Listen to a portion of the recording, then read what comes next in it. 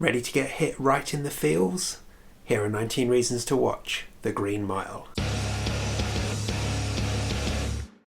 Hi everyone, welcome back to my channel. I'm Dave Musson, at Dave Musson on Instagram, and this is a place where I talk to you about all things Stephen King. Do have a look in the description for links to my Stephen King quiz book, my fiction, newsletter, all of those kind of things. But more than anything, thanks so much for checking out this video. I really hope you enjoy it. This time we are rounding off the adaptations from the 1990s with a look at 1999's The Green Mile, the Frank Darabont directed adaptation of the 1996 serialised novel of the same name, stars Tom Hanks, the late Michael Clarke Duncan, and is an absolute behemoth and objectively one of the best Stephen King adaptations out there. Seriously, 19 Reasons alone is probably not going to be anywhere near enough to even do this film justice, but I'm going to give it a shot and we'll see how we get on. Now, if you're worried about any of my 19 reasons to watch this possibly spoiling a first time watch, don't be. There will be reasons that might spoil a first time watch, but I will hide them behind a spoiler alert,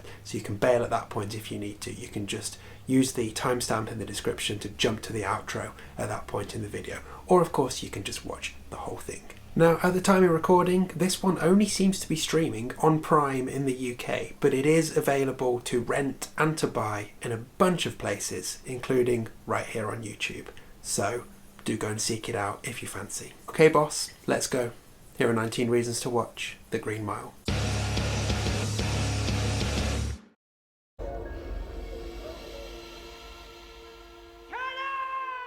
Okay, so I normally start these with a headline reason, your key takeaway reason to watch this thing.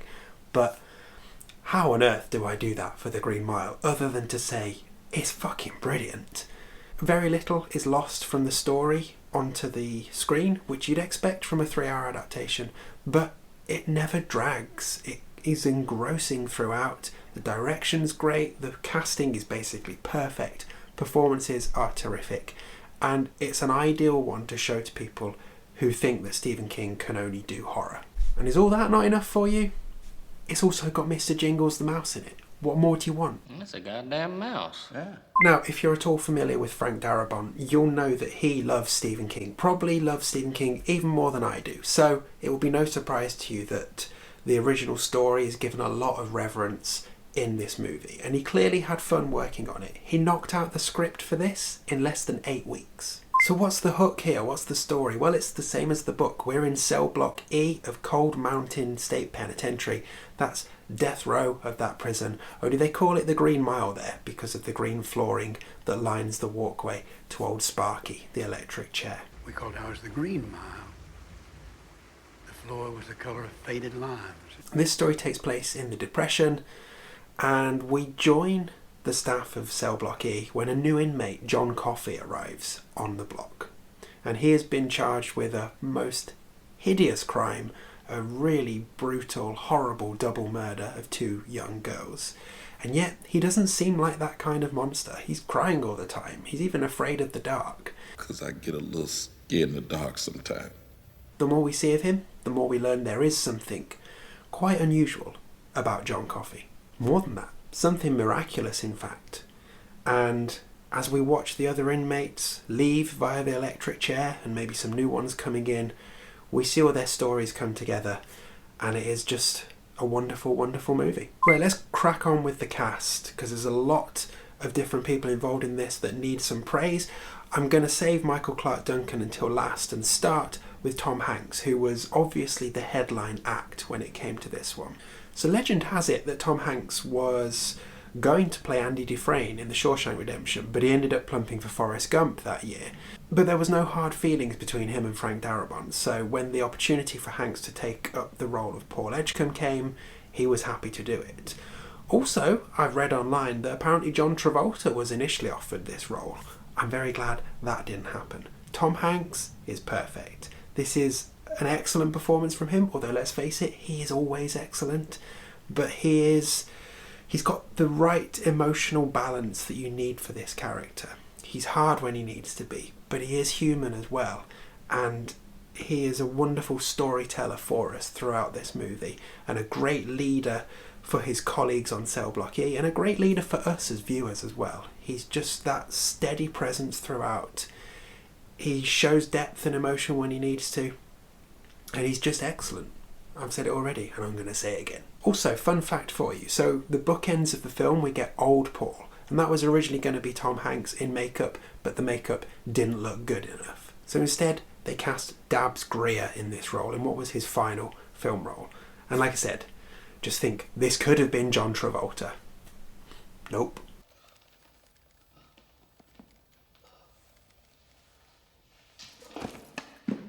So next let's talk about David Morse, who plays Brutus Brutal Howell, the second in command of the Green Mile, and a really interesting character, very softly spoken, but clearly someone you do not mess with, and also clearly someone that Paul can lean on when he needs to. Great performance. That Moonpie thing was pretty original, gotta give him that. So completing the core four of the Green Mile staff, we have Jeffrey DeMunn as Harry Terwilliger and Barry Pepper as Dean Stanton. They do a cracking job, and those two characters are named after Harry Dean Stanton, who, yes, he was in Christine, but he's also in this. He plays Toot Toot and provides us with some much needed comic relief at certain points in this movie. I want a fried chicken dinner with gravy on the taters, and I want a shit in your hat. I got to have Mae West sit on my face, 'cause I'm one horny motherfucker. So let's go on to the inmates, the so-called villains. So we have Michael Jetta as Edouard Delacroix and Graham Greene as Arlen Bitterbuck, and both of them, again, are great. They're playing murderers, and yet your heart goes out to them. And I think that's a combination of excellent direction and excellent acting that allows us to feel those feelings for them. We also get Sam Rockwell as Wild Bill, another dependable guy who always delivers the goods, and he does it here with aplomb. He is funny, but he's also nasty and terrifying. And I love, particularly with Wild Bill, how you will often forget he's there before he just pops up and does something to grab your attention.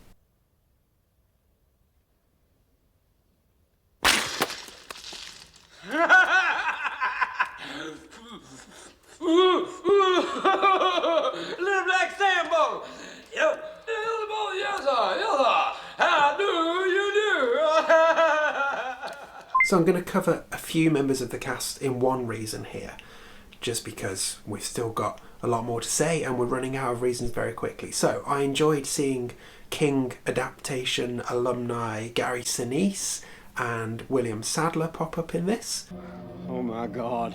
I kind of fell in love with Bonnie Hunt's nose, which is a weird thing to say, but I've said it now, so I'm going to own it. And there's James Cromwell, of course, as the governor of the prison. And fun fact about him, he's 6'7". That meant he was 2 inches taller than Michael Clarke Duncan, so bit of camera trickery involved throughout this one. So if you're screaming, what about Percy? Talk about Percy. You can stop screaming now. Percy Wetmore, played here by the slimy Doug Hutchison, is just one of the most evil, horrible villains I've ever seen in a film. I hate him so very much, and you can never relax when he is on screen because you just never know what he's going to do next. And yeah, I said I hate him. He's a character surrounded by murderers, and I hate Percy the most. That's how effective he is in this movie. So finally, the late and much missed Michael Clarke Duncan with a career, a life-defining role as John Coffey. Originally this role was offered to Shaquille O'Neal, the former basketball player, but he eventually turned it down, and our man stepped in.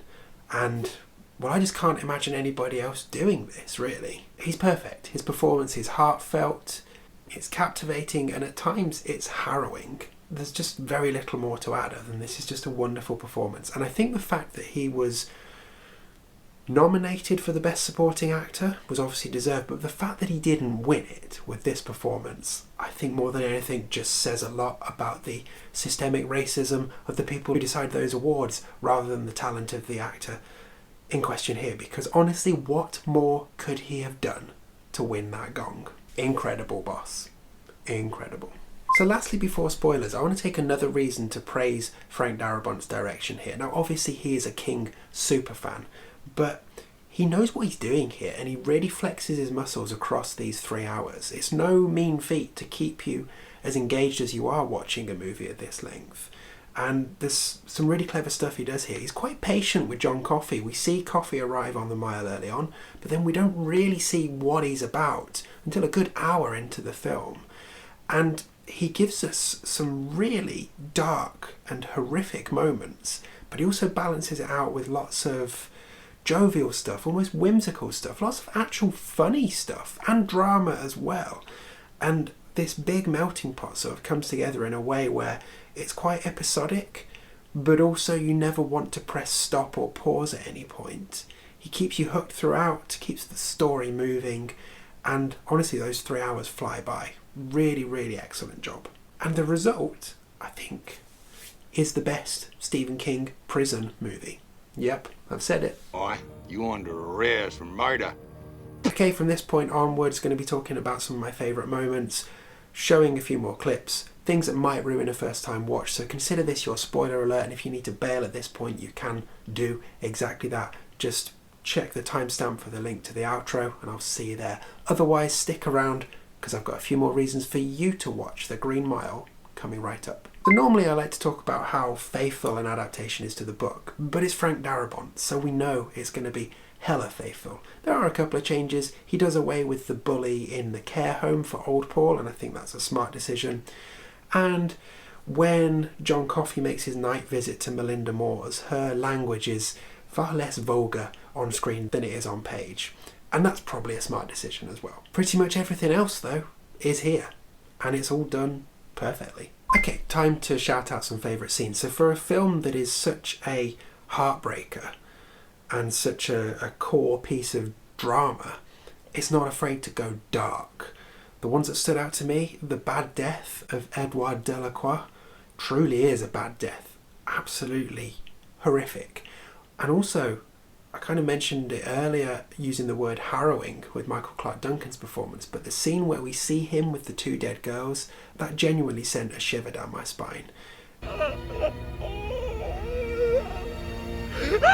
Just the way the shot's composed, the emotion on his face, just, like I said, harrowing. But then on the flip side, you get some absolutely joyous scenes. Some of the banter between the characters is great, and of course, there's all the Mr. Jingles stuff, which is just an absolute delight.